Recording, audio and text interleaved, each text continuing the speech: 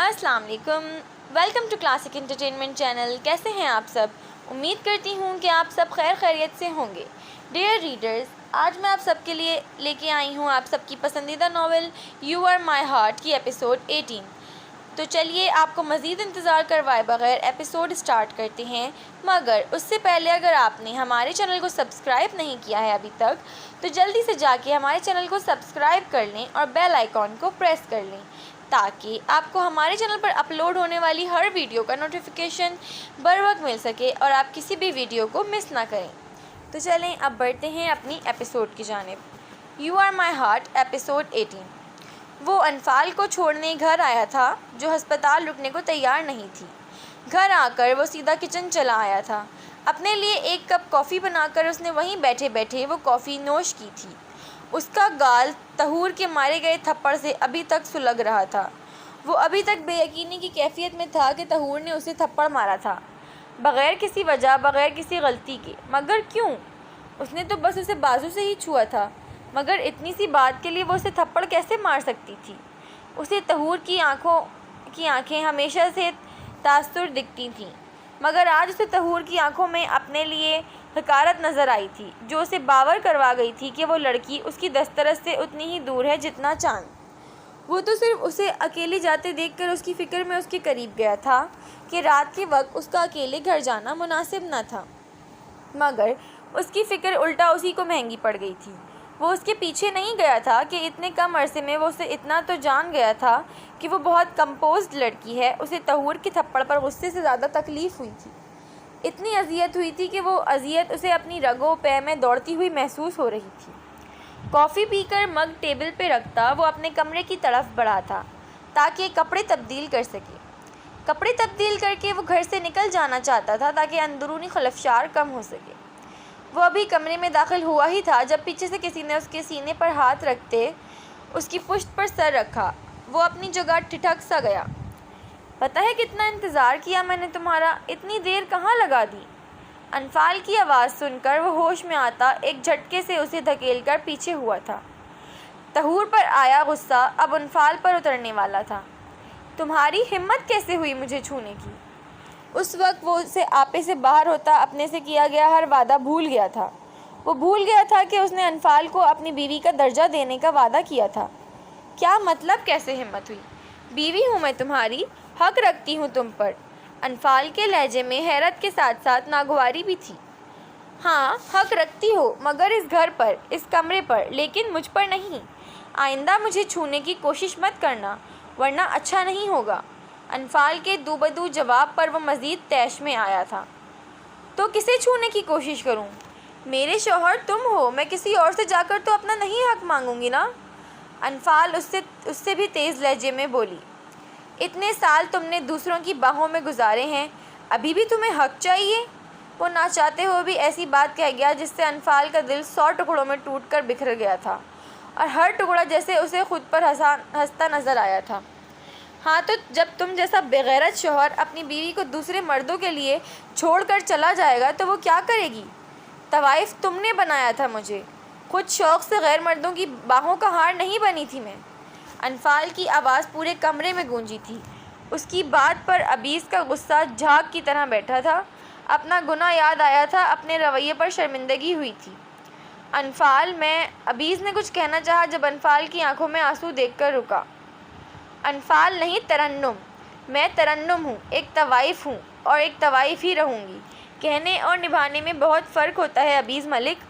تم اعلیٰ ظرفی کا مظاہرہ کرنے چلے تھے اور میں تمہاری باتوں میں آ کر یہ بھی بھول گئی کہ اس معاملے میں ایک مرد کبھی اعلیٰ ظرفی کا مظاہرہ نہیں کر سکتا۔ وہ خود چاہے جیسا ہو، مگر بیوی اسے باکردار چاہیے ہے۔ میں تمہاری بیوی ہوں مگر تمہیں طہور سے محبت ہے۔ میں نے تو ایک دفعہ بھی تمہیں یہ نہیں کہا کہ اپنی بیوی کے ہوتے ہوئے تم نے کسی اور سے دل لگائے بیٹھے ہو۔ ایک مرد کی بیوی جب کسی اور کے لیے اپنی عزت لٹاتی ہے تو یہ بات برداشت نہیں کرتا، لیکن وہی مرد جب باہر کسی اور عورت سے تعلقات رکھتا ہے تو اس پہ کوئی حد نافذ نہیں ہوتی۔ عورت کو یہ کیوں کہہ کر چپ کروا دیا جاتا ہے کہ مرد ایسا ہی ہوتا ہے، سنبھل جائے گا، لیکن کوئی مرد کوئی کیوں نہیں کہتا کہ کردار اس کا بھی ہے، اسے بھی چاہیے کہ وہ باکردار رہے۔ جیسے ایک شوہر چاہتا ہے کہ اس کی بیوی باکردار ہو، ایک بیوی بھی یہی چاہتی ہے کہ اس کا شوہر با کردار ہو۔ میری تو بات ہی الگ ہے کیونکہ میرا تو کوئی کردار ہی نہیں، اسی لیے مجھے فرق نہیں پڑتا کہ تم طہور سے عاشقی کرو یا کسی اور سے۔ لیکن آخر میں مجھے تانے ہی دینے تھے تو خوش فہمیوں میں کیوں دھکیلا تھا کہ تم مجھے ایک اچھی زندگی دو گے، ایک مقام دو گے تاکہ میری باقی کی زندگی اس گند میں نہ گزرے۔ مجھے پہلے اتنی تکلیف نہ ہوتی جتنی اب ہوئی ہے۔ انفال نے اپنے آنسو صاف کرتے عبیز کو آئینہ دکھایا تو وہ شرمندہ سا سر جھکا گیا۔ مجھے طلاق دے دو عبیز ملک۔ انفال کی اگلی بات پر وہ چونکا۔ ہرگز نہیں، عبیز نے انکار کیا۔ اگر تمہیں لگتا ہے کہ میں واپس کوٹھے پہ چلی جاؤں گی تو یہ تمہارا درد سر نہیں ہے۔ تمہارے نام سے الگ ہونے کے بعد میں تمہاری عزت نہیں ہوں گی جس کے لٹنے سے تمہیں تکلیف ہوگی۔ انفال نے طنز کیا تو وہ آنکھیں میچ گیا۔ میں تمہیں طلاق نہیں دوں گا۔ عبیز نے ایک بار پھر انکار کیا۔ مجھے طلاق دے کر تم اپنی محبت کو پا سکتے ہو، اور رہی بات میری تو میں کوٹھے پر واپس نہیں جاؤں گی۔ مجھے اس ذلت بھری زندگی میں واپس جانے کا کوئی شوق نہیں ہے۔ انفال نے سپاٹ لہجے میں کہا۔ پھر کہاں جاؤ گی؟ عبیز نے تلخی سے پوچھا۔ خدا کی دنیا بہت بڑی ہے، بس تم مجھے چھوڑ دو، میں مزید اذیت میں نہیں رہنا چاہتی۔ انفال نے کہا، میں تمہیں دنیا کے رحم و کرم پر نہیں چھوڑنا چاہتا، پہلے بھی یہ گناہ کر چکا ہوں۔ عبیز نے سنجیدگی سے کہا۔ پھر مجھے ایک گھر خرید دینا، ماہانہ خرچ دے دینا جس سے میرا گزارا ہو سکے۔ انفال نے اس کی ایک ہی رٹ پر تلخی سے کہا۔ تم میری بیوی بن کر رہ سکتی ہو۔ طہور مجھ سے محبت نہیں کرتی۔ آج جو ہوا اس کا مجھے افسوس ہے، مگر وعدہ کرتا ہوں کہ آئندہ ایسا کچھ نہیں ہوگا۔ میری زندگی کا محور اب سے بس تم ہوگی، تمہارے علاوہ کوئی نہیں۔ عبیز نے لمحوں میں فیصلہ کیا تھا۔ اس نے طہور کو بے غرض ہو کر چاہا تھا، مگر آج اسے سمجھ آ گیا تھا کہ طہور اس کی قسمت میں نہیں، اور انفال کا ساتھ خدا نے اس کی قسمت میں لکھا ہے جسے وہ اتنے سالوں سے جھٹلاتا آ رہا تھا۔ وہ اب مزید اس لڑکی کو اپنی وجہ سے تکلیف نہیں دینا چاہتا تھا جو اس کے نکاح میں تھی۔ مگر میں اب تمہارے ساتھ نہیں رہنا چاہتی۔ کاغذات بنوا لینا اور جتنی جلدی ہو سکے مجھے طلاق دے دینا۔ انفال نے سنجیدگی سے کہہ کر بیڈ کی جانب قدم بڑھائے تو عبیز نے اس کا ہاتھ تھاما۔ میں جانتا ہوں تمہیں مجھ پر یقین نہیں آئے گا، لیکن میں اپنے کہے پر ہمیشہ قائم رہوں گا۔ میں طہور سے محبت کرنا نہیں چھوڑ سکتا کہ یہ میرے بس سے باہر ہے، لیکن میں کوشش کروں گا کہ ہمارے رشتے کو بہتر کروں۔ طہور ہماری زندگی میں اب کہیں نہیں ہے، نہ ہی تم اب اس کا ذکر سنو گی۔ تم چاہو تو ہم آج ہی اپنی نئی زندگی کی شروعات کر سکتے ہیں۔ عبیز نے مدھم لہجے میں کہتے ہوئے اس کے چہرے کو دیکھا جہاں حیرانی چھائی ہوئی تھی۔ تم اپنی محبت کو چھوڑ کر مجھے اپنا رہے ہو؟ انفال نے حیرت سے پوچھا۔ ہاں، کیونکہ مجھے سمجھ آ گیا ہے کہ میں ایک سراب کے پیچھے بھاگ رہا تھا، جبکہ میری حقیقت تو تم ہو۔ عبیز نے سنجیدگی سے کہا تو وہ کچھ پل اس کا چہرہ دیکھتی رہی، پھر اپنا ہاتھ چھڑوا گئی۔ مگر میں تمہارے ساتھ اپنی زندگی کی شروعات نہیں کرنا چاہتی۔ طہور نہیں تو کسی اور سے شادی کر لینا، مگر مجھے چھوڑ دو۔ انفال نے کہا تو عبیز نے الجھ کر اسے دیکھا۔ اسے تو خوش ہونا چاہیے تھا، مگر وہ خوش کیوں نہیں تھی؟ تم طلاق کیوں چاہتی ہو؟ میں تمہیں اپنی بیوی کا مقام دے رہا ہوں۔ عبیز نے الجھ کر پوچھا۔ کیونکہ اب میرا دل مردہ ہو گیا ہے، جو کسی کا طلبگار نہیں۔ میں تمہاری منتیں ہرگز نہ کرتی اگر میرے پاس نکاح نامہ ہوتا تو۔ دیکھو، میں پہلی اور آخری بار تم سے کچھ مانگ رہی ہوں، مجھے آزاد کر دو۔ انفال نے تیکھے لہجے میں کہا۔ یہ تمہارا آخری فیصلہ ہے؟ عبیز نے سنجیدگی سے سر ہلاتے ہوئے پوچھا تو وہ سر ہلا گئی۔ میں جلد ہی پیپر بنوا لوں گا، عبیز نے کہا تو وہ سر ہلاتی بیڈ کی ایک طرف لیٹ گئی۔ سنو، کیا تم مجھے طلاق دے کر طہور سے شادی کر لو گے؟ عبیز جو کپڑے تبدیل کرنے جا رہا تھا اس کے سوال پر رکا۔ محبت ہر کسی کی قسمت میں نہیں ہوتی، عبیز نے تلخ لہجے میں کہا۔ تمہیں غلط لڑکی سے محبت ہو گئی عبیز ملک، بڑبڑا کر کہتی وہ آنکھیں موند گئی تھی، جبکہ عبیز اس کی سماعتوں سے اس کی بڑبڑاہٹ مخفی نہیں رہی تھی۔ اگلی صبح وہ سویرے ہی سویرے باہر نکل گیا تھا۔ ناشتہ واپس آ کر کرنے کا ارادہ تھا۔ کل حمزہ کو ہرٹ کرنے کے بعد اس نے اپنے ہاتھ کو بھی سزا دی تھی جو حمزہ پر اٹھا تھا، اور اس وقت وہ ہاتھ پہ سفید پٹی میں مقید تھا۔ صوبیہ کے پوچھنے پر اس نے یہی کہا تھا کہ وہ ہلکی سی چوٹ ہے۔ ڈیرے پر اسے شکستہ حال میں احسان ملا تھا، جس کی حالت دیکھ کر وہ ایک پل کو دم بخود ہوا تھا۔ آنکھوں کے نیچے چھائے ہلکے بکھرا سا حلیہ، بڑی ہوئی داڑھی، یہ وہ احسان تو تھا ہی نہیں جسے وہ بچپن سے جانتا تھا۔ یہ کیا حال بنا رکھا ہے احسان؟ بہرام نے تعصب سے پوچھا۔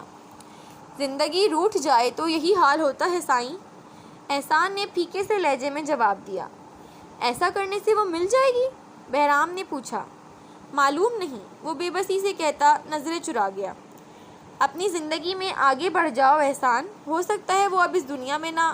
بہرام کی بات مکمل بھی نہ ہوئی تھی جب احسان تڑپتا اس کی لبوں پر ہاتھ رکھ گیا۔ ایسا نہ کہیں سائیں، ایسا نہ کہیں، ورنہ میرا دل پھٹ جائے گا، احسان نے بھیگے سے لہجے میں کہا تو بہرام نے اس کا ہاتھ اپنے لبوں سے ہٹایا۔ تو جب وہ تھی تب اس کی قدر کر لیتے تاکہ آج یہ نوبت نہ آتی، بہرام نے سنجیدگی سے کہا۔ اگر میرے بس میں ہوتا تو میں وقت کو واپس موڑ لیتا، لیکن میرے بس میں ہی تو نہیں ہے کچھ، احسان بوجھل سے لہجے میں بولا تو بہرام کو اس پہ ترس آنے لگا۔ گھر جاؤ، تمہیں آرام کی ضرورت ہے، اور فکر مت کرو، وہ مل جائے گی، بہرام نے کہا تو وہ شکستہ قدم لیے ڈیرے سے باہر نکل گیا۔ تقریباً 10 بجے کے قریب وہ حویلی واپس لوٹا تھا۔ کل کی ہوئی ہمسا سے بحث کے بعد اس کا سامنا نہیں ہوا تھا۔ وہ کچھ سوچتے ہوئے ہمسا کے کمرے کی جانب بڑھا۔ وہ ہرگز بھی اس پہ ہاتھ نہیں اٹھانا چاہتا تھا، مگر اس کی بات پر وہ خود پہ ضبط نہیں رکھ پایا تھا۔ ایک نظر اپنے پٹی میں جکڑے ہاتھ کو دیکھتا وہ کمرے میں داخل ہوا تو پورے کمرے میں سناٹا تھا۔ وہ باہر گئی ہوگی، یہی سوچ کر وہ باہر نکلنے لگا جب سامنے سے آتی رائمہ اور ایک ملازمہ کو دیکھ کر رکا۔ آپ یہاں ویر سائیں؟ رائمہ نے اسے دیکھ کر استفسار کیا۔ ہاں، ہمسا باہر گئی ہے؟ بہرام نے سنجیدگی سے پوچھا۔ وہ تو واپس چلی گئی، رائمہ نے سادگی سے بتایا تو وہ چونکا۔ واپس چلی گئی مطلب؟ بہرام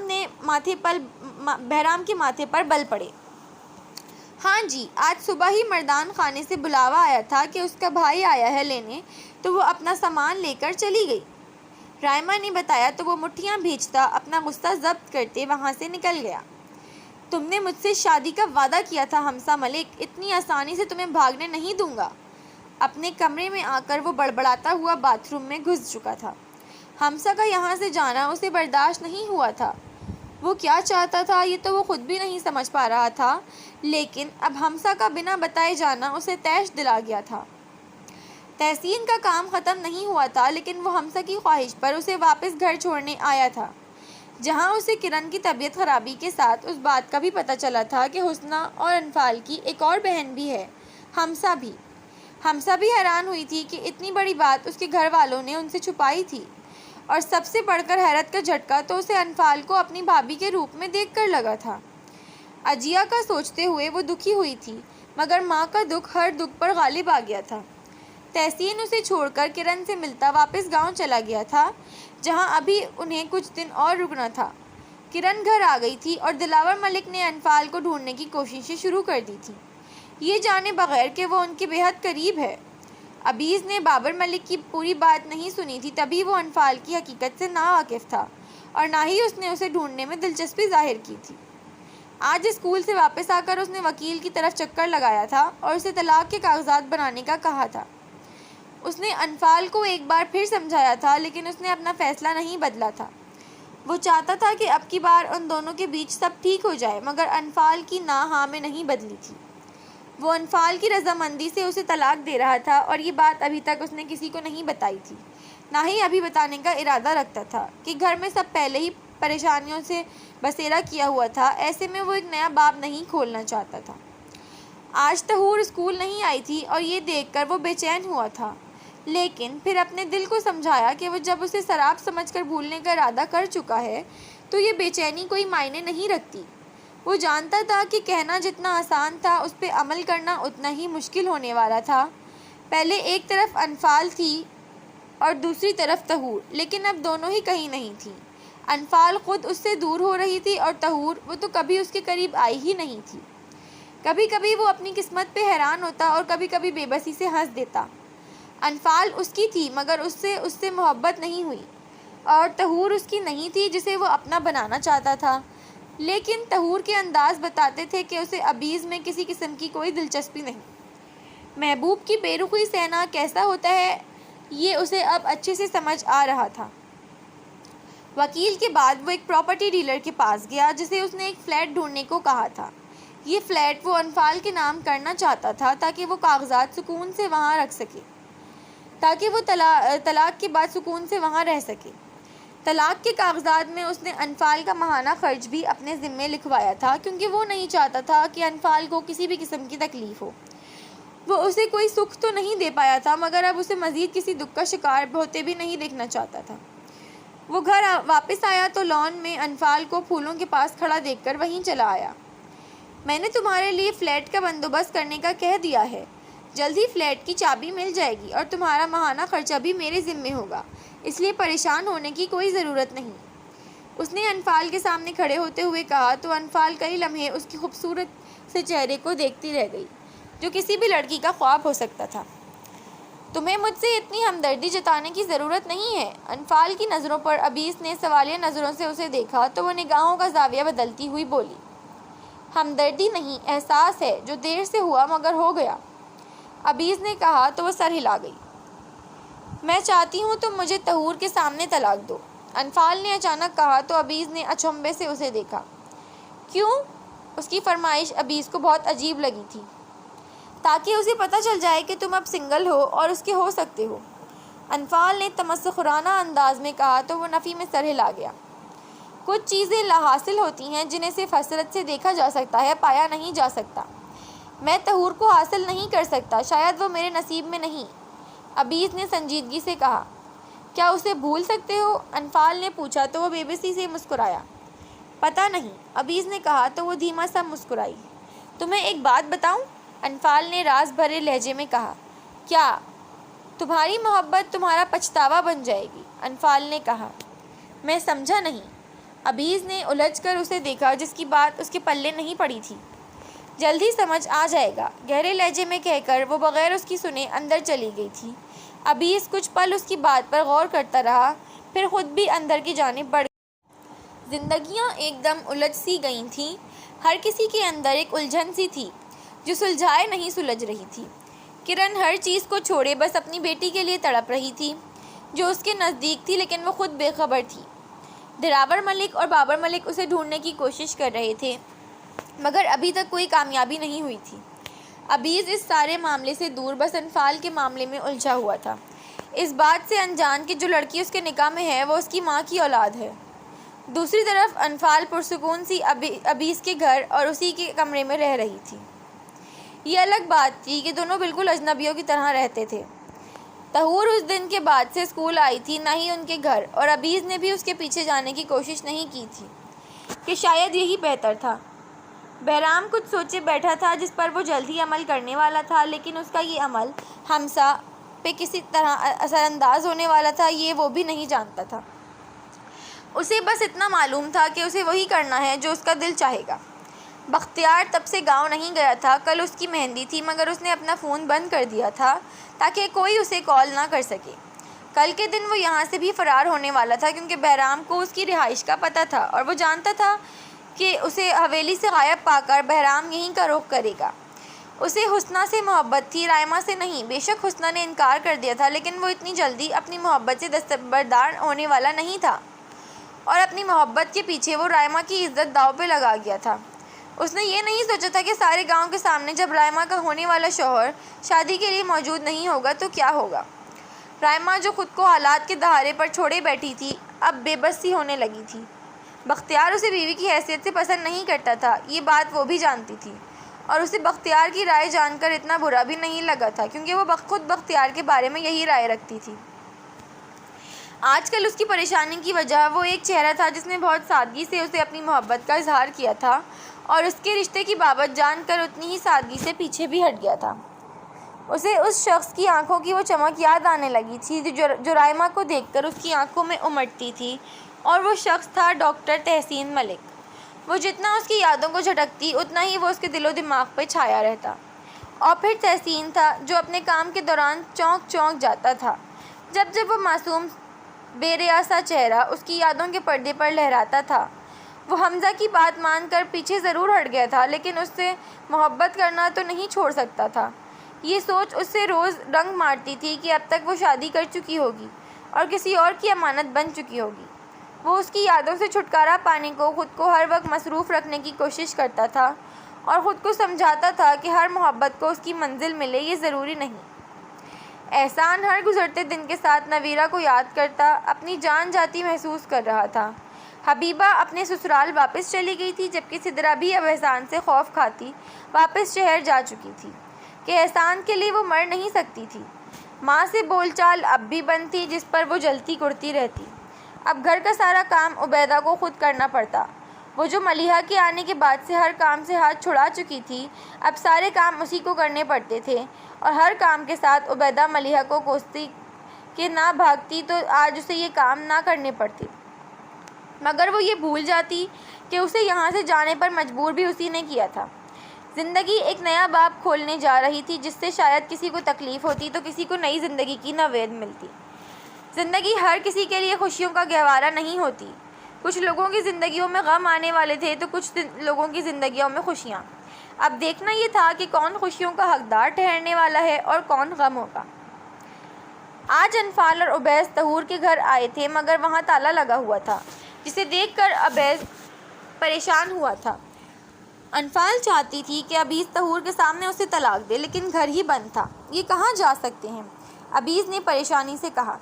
ہمسایوں سے پوچھ لو، انفال نے کہا تو وہ سر ہلاتا والا دوسرے والے گھر دروازہ کھٹکھٹانا لگا۔ 5 منٹ کے بعد ایک خاتون باہر آئی تھیں جس نے سر سے پیر تک پینٹ کوٹ میں ملبوس وجہ سے عبیس کو دیکھا۔ یہ ساتھ والے گھر کے لوگ کہاں گئے ہیں؟ سلام دعا کے بعد عبیس نے طہور کے گھر کی طرف اشارہ کر کے پوچھا۔ یہ تو پچھلے 3 دن سے گھر پر نہیں ہے، طہور کی طبیعت بہت خراب ہے تو ہسپتال ہی ہوتے ہیں آج کل، اس خاتون نے بتایا تو عبیس کے ماتھے پر بل پڑے۔ گھر پر نہیں ہے؟ کس ہسپتال میں گئے ہیں؟ بڑبڑا کر وہ پھر سے پوچھنے لگا۔ سرکاری ہسپتال میں، وہ خاتون بولیں تو وہ شکریہ ادا کرتا انفال کی طرف آیا۔ کیا ہوا؟ انفال اس کے چہرے کے پریشانی کے تاثرات دیکھتی ہوئی پوچھی۔ پچھلے 3 دن سے طہور بیمار ہے اور ہسپتال میں ہیں وہ لوگ، عبیس سنجیدگی سے کہتا اسے لیے واپس مڑ گیا۔ گاڑی میں بیٹھ کر اس نے گاڑی سٹارٹ کی۔ اس کا رخ اب ہسپتال کی طرف تھا۔ ہم ہسپتال جا رہے ہیں؟ انفال نے پوچھا تو وہ اس بات میں سر ہلا گیا۔ کچھ ہی دیر میں وہ شہر کے سرکاری ہسپتال میں موجود تھے۔ گاڑی پارکنگ میں پارک کر کے وہ انفال کے ساتھ اندر کی جانب بڑھا۔ اندر بے تحاشا ہجوم تھا، لوگ ادھر سے ادھر جاتے نظر آ رہے تھے، جہاں کچھ لوگ راہداریوں میں موجود بینچوں پر بیٹھے ہوئے تھے۔ عبیس نے ریسیپشن سے طہور فاطمہ کا پوچھا اور پھر انفال کی ہمراہ دوسری منزل پر جانے کے لیے سیڑھیوں کی جانب بڑھا۔ کچھ ہی دیر میں وہ ایک ہال نما کمرے میں موجود تھا جہاں ترتیب سے بیڈ لگے ہوئے تھے جن پہ مریض لیٹے ہوئے نظر آ رہے تھے، اور ہر مریض کے پاس دو تین لوگ موجود تھے جو ان کے رشتہ دار ہی تھے۔ ہر بیڈ پر نظر دوڑاتے اس کی نظر آخری بیڈ پر جا کر ٹھہر گئی جہاں طہور فاطمہ اسے لیٹی ہوئی نظر آئی۔ وہ تیز تیز قدم اٹھاتا اس کی جانب بڑھا۔ طہور کے بیڈ کے بائیں جانب شہناز خاتون بیٹھی تھیں جنہوں نے طہور کا ہاتھ سختی سے پکڑا ہوا تھا، جسے ہاتھ چھوڑا تو طہور ان سے دور ہو جائے گی، جبکہ بیڈ کے دائیں طرف رحیم صاحب کھڑے تھے جو عبیس کے ساتھ ایک لڑکی کو دیکھ کر ان کی طرف متوجہ ہو گئے تھے۔ کیا ہوا اسے؟ عبیس نے طہور کے زرد چہرے کو دیکھ کر پوچھا۔ آج وہ 4 دن بعد اسے دیکھ رہا تھا۔ چہرہ کملا سا گیا تھا اور رنگت اتنی زرد ہو رہی تھی جیسے سارا خون نچڑ سا گیا ہو۔ ہونٹ پپڑی زدہ تھے اور چہرہ جو ہر وقت بے تاثر سا رہتا تھا وہاں انجانا سا درد چھایا ہوا تھا۔ آپ یہاں کیوں آئے ہیں؟ رحیم صاحب نے سپاٹ لہجے میں پوچھا۔ یہ یہاں کیوں ہے؟ کیا ہوا ہے اسے؟ عبیس نے طہور کا ہاتھ چھونا چاہا جب رحیم صاحب نے اس کا ہاتھ جھٹکا۔ آپ یہاں سے چلے جائیں، طہور جاگ گئی تو وہ غصہ ہوگی، رحیم صاحب نے کہا تو وہ سنجیدگی سے رحیم صاحب کو دیکھنے لگا۔ آپ مجھے بتا دیں اسے کیا ہوا ہے تو میں یہاں سے چلا جاؤں گا، عبیس نے سرد لہجے میں کہا تو رحیم صاحب نے طہور کے زرد چہرے کو دیکھنے لگے۔ نروس بریک ڈاؤن ہوا ہے، 2 دن بے ہوش رہی ہے اور کل شام کو ہوش آیا ہے طہور کو۔ ڈاکٹر نے کہا ہے کہ خطرے کی کوئی بات نہیں، جلد ہی یہ ٹھیک ہو جائے گی، رحیم صاحب نے بتایا تو عبیس نے لب بھینچ لیے، جبکہ انفال خاموشی سے طہور کو دیکھ رہی تھی۔ اسے کسی پرائیویٹ ہاسپٹل میں کیوں نہیں داخل کروایا؟ رکے میں انتظام کرتا ہوں، عبیس نے فکر مندی سے کہتے جیب سے موبائل نکالا۔ ہمیں آپ کے احسان کی کوئی ضرورت نہیں ہے، بہتر ہوگا کہ آپ یہاں سے چلے جائیں، رحیم صاحب نے سختی سے کہا۔ لیکن طہور، عبیس نے کچھ کہنا چاہا جب رحیم صاحب نے اس کی بات کاٹی۔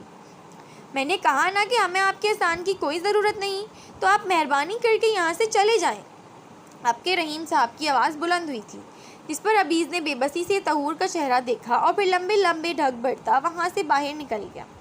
انفال نے ایک گہری نگاہ طہور پر ڈالی اور خود بھی باہر کی جانب بڑھ گئی۔ اچانک کیا ہو گیا اسے؟ اس دن تو اچھی بھلی تھی۔ انفال نے گاڑی میں بیٹھتے تبصرہ کیا۔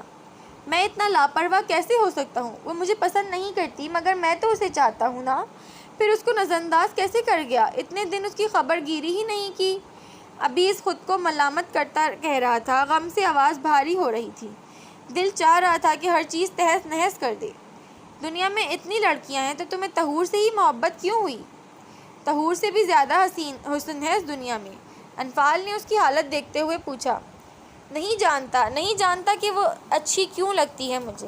زیادہ بات نہیں کرتی، ایٹیٹیوڈ بہت ہے اس میں، ماتھے پر بل یوں پڑے رہتے ہیں جیسے بات کر کے اگلے پر احسان کر رہی ہو۔ ماڈرن بھی نہیں ہے مگر پھر بھی اچھی لگتی ہے۔ اس کی کوئی بات بری نہیں لگتی مجھے۔ ایک عجیب سی کشش ہے جو مجھے اس کی طرف کھینچتی ہے۔ میرا دل اس کی طرف لپکتا ہے، اس سے ڈھیروں باتیں کرنے کی، اس کی باتیں سننے، اپنی سنانے کی خواہش کرتا ہے۔ عبیز بے بسی کے عالم میں کہہ رہا تھا۔ اور وہ تمہیں منہ بھی نہیں لگاتی؟ انفال نے ہنستے ہوئے اپنی ہی بات پہ اسے لطف اٹھایا تھا۔ عبیز نے سرد نگاہوں سے اسے گھورا۔ محبت بے بسی کا دوسرا نام ہے، جس پہ اپنا بس نہیں چلتا۔ تمہیں بھی تو مجھ سے محبت ہے، تمہیں تکلیف نہیں ہوتی میرے رویے سے؟ عبیز نے اس سے استفسار کیا تو وہ حیرانی سے اسے دیکھنے لگی اور پھر قہقہہ لگا کر ہنسی اور ہنستی ہی چلی گئی۔ عبیز اسے حیرانی سے دیکھتا رہ گیا۔ تم سے کس نے کہا کہ مجھے تم سے محبت ہے؟ اس نے ہنستے ہوئے پوچھا۔ زیادہ ہنسنے کے باعث انفال کی آنکھوں سے آنسو امڑ آئے تھے۔ تمہیں مجھ سے محبت نہیں ہے تو میرے پاس واپس کیوں آئی؟ مجھ پہ اپنا حق جتانے کی کوشش کیوں کی؟ عبیز نے حیرت میں ڈوبا کہنے لگا۔ اس سے تمہیں لگا کہ مجھے تم سے محبت ہے؟ میں محبت سے کوسوں دور رہنے والی لڑکی ہوں، اور جہاں میں رہتی ہوں وہاں محبت کا نہیں جسموں کا تصور اور حقیقت ہوتی ہے۔ میں تمہاری محبت میں واپس نہیں آئی۔ انفال نے آنکھوں سے بہتے پانی کو صاف کرتے ہوئے کہا۔ پھر میں انتقام لینے واپس آئی ہوں عبیز ملک۔ انفال ملک کو اپنی زندگی کے برباد ہوئے 11 سالوں کا انتقام چاہیے تھا، اسی لیے وہ واپس آئی۔ انفال نے عجیب سے لہجے میں کہا تو وہ ساکت سا اسے دیکھتا رہ گیا۔ انتقام لینے؟ اگر انتقام لینا تھا تو وہ ہمیشہ اس کی زندگی میں رہ کر لے سکتی تھی، وہ زندگی جس میں عبیز کو اس کی محبت نہ ملتی، مگر اب تو وہ خود ہی اس سے الگ ہو رہی تھی۔ کیسا انتقام؟ کیسے لوگی مجھ سے بدلہ؟ عبیز نے سرسراتے لہجے میں سوال کیا تو انفال نے اسے دیکھا۔ بہت جلد تمہیں معلوم ہو جائے گا، لیکن ایک بات طے ہے کہ میرا بدلہ تمہیں ساری زندگی کا خسارہ دے دے گا۔ انفال نے پراسرار سے لہجے میں کہا تو وہ لب بھیج گیا۔ وہ اس سے پوچھتا بھی تو وہ نہ بتاتی، لیکن کوئی ایسی بات اس کے ذہن میں نہ آئی جو اس کے لیے کسی خسارے کا سبب بن سکتی تھی۔ خیر، میرے خیال سے واپس چلتے ہیں۔ طہور سنبھلے گی تو پھر ہماری طلاق بھی ہو جائے گی۔ اب میں 2-3 دن صبر تو کر ہی سکتی ہوں۔ عبیز کو چپ دیکھ کر اس نے کہا تو وہ گاڑی سٹارٹ کر گیا۔ وہ آج اپنی ایک دوست سے ملنے یونیورسٹی کے قریب کیفے چلی آئی تھی۔ عبیز نے ہی اسے ڈراپ کیا تھا اور حمزہ نے اسے 1 گھنٹے بعد آنے کا کہہ دیا تھا، جس پر وہ اسے وہیں چھوڑ کر واپس چلا گیا تھا۔ اس کی دوست پہلے سے وہاں موجود تھی۔ حمزہ اس کے ساتھ بیٹھی باتیں کر رہی تھی اور یوں وقت گزرنے کا پتہ ہی نہیں چلا۔ حمزہ بہرام کو بغیر بتائے تحسین کے ساتھ واپس آ گئی تھی۔ وہ اب اس شخص کی شکل بھی نہیں دیکھنا چاہتی تھی جو اس سے محبت نہیں کرتا تھا، لیکن اس سے شادی کرنا چاہتا تھا اور پھر اس شادی کو گناہ کی طرح چھپانا چاہتا تھا۔ گاؤں میں رہتے حمزہ کے دل میں اس شخص کے لیے جو نرم گرم سے جذبات پیدا ہونے لگے تھے، حمزہ نے انہیں بے دردی سے دبا دیا تھا کہ وہ شخص چاہے جانے کے لائق ہی نہیں تھا۔ حمزہ کو اس شخص کی سمجھ نہیں آتی تھی جو اس سے محبت نہیں کرتا تھا مگر پھر بھی اس کے پیچھے پڑا تھا۔ اس نے اپنے دل کو ڈپٹتے فیصلہ لیا تھا کہ اب اگر بہرام نے اسے دھمکانے یا ڈرانے کی کوشش کی تو وہ عبیز کو سب کچھ بتا دے گی، مگر اب مزید اس کی دھمکیوں میں نہیں آئے گی۔ اس نے لنچ اپنی سہیلی کے ساتھ ہی کیا تھا۔ لنچ کے کچھ دیر بعد وہ چلی گئی تھی۔ پرسوں سے ان کی یونیورسٹی پھر سے شروع ہو رہی تھی تو اب شاید وہ مصروف ہو جاتی۔ ابھی وہ اٹھ نہیں لگی تھی جب کوئی اس کے سامنے آ کر بیٹھا، مگر مقابل پر نظر پڑتے ہی حمزہ کے چہرے کے تاثرات بگڑے۔ اگر یہاں سے اٹھی تو زبردستی ساتھ لے جاؤں گا۔ اسے اٹھتے دیکھ بہرام نے سرد لہجے میں کہا تو حمزہ نے سرد نظروں سے اسے گھورا۔ تم سے دھمکیوں کے علاوہ اور امید بھی کیا کی جا سکتی ہے؟ حمزہ نے چٹک کر کہا تھا۔ بہرام کی نظریں اس کے چہرے پر جمی ہوئی تھیں۔ خراشوں سے کھرند اتر چکا تھا جبکہ نشان ابھی باقی تھے۔ تم بغیر بتائے واپس کیسے آ سکتی ہو؟ بہرام نے اس کی بات نظر انداز کرتے سخت لہجے میں پوچھا۔ تم میرے کچھ نہیں لگتے جو مجھے کہیں آنے جانے کے لیے تمہاری اجازت درکار ہو۔ حمزہ کا لہجہ خنوس تھا۔ تمیز سے بات کرو حمزہ ملک، بہرام نے اسے گھورا۔ میں تمیز سے انہی سے بات کرتی ہوں جو عزت کے لائق ہوتے ہیں، حمزہ نے ڈھٹائی سے کہا تو اس نے دانت پیسے۔ تم نے مجھ سے میری بات ماننے کا وعدہ کیا تھا، اگر یاد ہو تو۔ کچھ دنوں میں میرے گھر والے تمہارے گھر رشتہ لے کر آئیں گے تو تمہارا جواب ہاں ہونا چاہیے۔ بہرام نے ایک لفظ پر زور دیا تھا۔ اس کی بات پر حمزہ کا دل ایک پل کو رک کر دھڑکا۔ اوہ ریئلی؟ میں تو خوشی سے پھولے نہیں سما رہی۔ حمزہ نے مصنوعی خوشی کا مظاہرہ کیا۔ زیادہ مت پھول جانا، مجھے موٹی لڑکیاں بالکل نہیں پسند، بہرام نے ہلکے پھلکے لہجے میں کہا۔ لک مسٹر بہرام چغتوئی، مجھے تم میں یا تمہارے لائے گئے رشتے میں کسی قسم کا کوئی انٹرسٹ نہیں ہے۔ ایک مرد جو اپنی زبان پر قائم نہیں رہ سکتا، میں اس سے شادی مر کر بھی نہ کروں، حمزہ نے تلخ لہجے میں کہا۔ حمزہ، بہرام نے تنبیہی انداز میں اسے پکارا۔ کچھ غلط نہیں کہا ہے میں نے۔ کل تک تم مجھ سے کہہ رہے تھے کہ تم اس شادی کے بارے میں کسی کو بتانا نہیں چاہتے، اور آج کہہ رہے ہو کہ گھر والے آئیں گے۔ کوئی بھی لڑکی ایسے مرد پر یقین نہیں کرتی جو اپنی ہی بات سے مکر جائے، اور تم شاید بھول گئے ہو کہ میں نے کہا تھا کہ تم دنیا کے آخری مرد ہوگے تو بھی میں تم سے شادی نہیں کروں گی، حمزہ بغیر ڈرے جتاتے ہوئے بولی اور اپنی جگہ سے اٹھ کھڑی ہوئی، مگر سامنے ابیز کو کھڑے دیکھ کر اپنی جگہ جمی رہ گئی، جس کے چہرے پر غصہ صاف دکھائی دے رہا تھا۔ تو اس شخص سے ملنے آئی تھی تم، وہ بھی جھوٹ بول کر، ابیز نے بہرام کو نفرت سے دیکھتے ہوئے کہا، تو حمزہ نے تیزی سے نفی میں سر ہلایا۔